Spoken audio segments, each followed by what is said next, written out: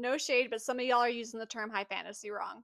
All right, y'all, it's time to talk about different genres in fantasy and how we classify those. First things first is we have this umbrella of speculative fiction, and all fantasy and sci fi fall under speculative fiction's umbrella.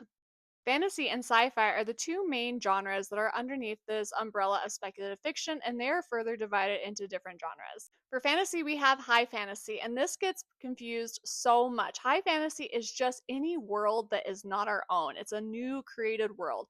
Akatar, high fantasy. Fourth Wing, high fantasy. Oftentimes, people view high fantasy as being complex, but all it means is just a world that's not our own.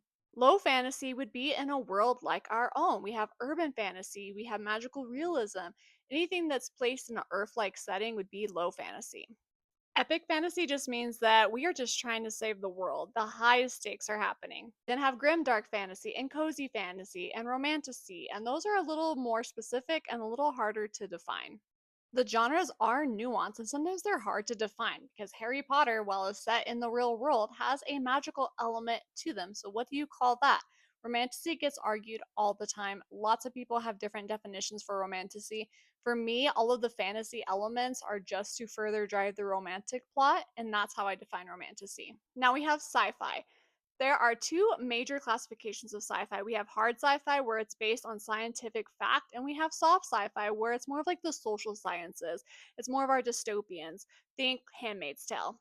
Hard sci fi has some basis of fact in sci fi.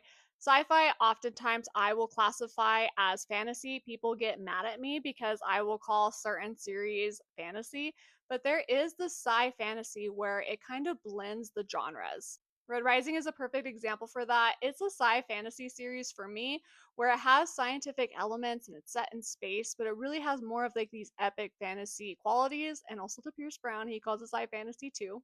It gets kind of hard because when you start talking about aliens, to me, that blends into a fantasy realm. Sci fi genres are rapidly evolving and being created every day. Every day I hear of a new one. We have cyberpunk, biopunk, dystopian, space opera, so many of them, and they're very distinct. There is a lot of nuance and gray area when it comes to naming genres, but the biggest one that really grinds my gears is when people say that romantasy is not high or epic when they can be both high and epic. High just means new world, epic just means we're trying to save the world, and romantasy has so many of those elements all the time. So there you go. Teachers are going to teach. So I hope you enjoyed this little fantasy genre lesson.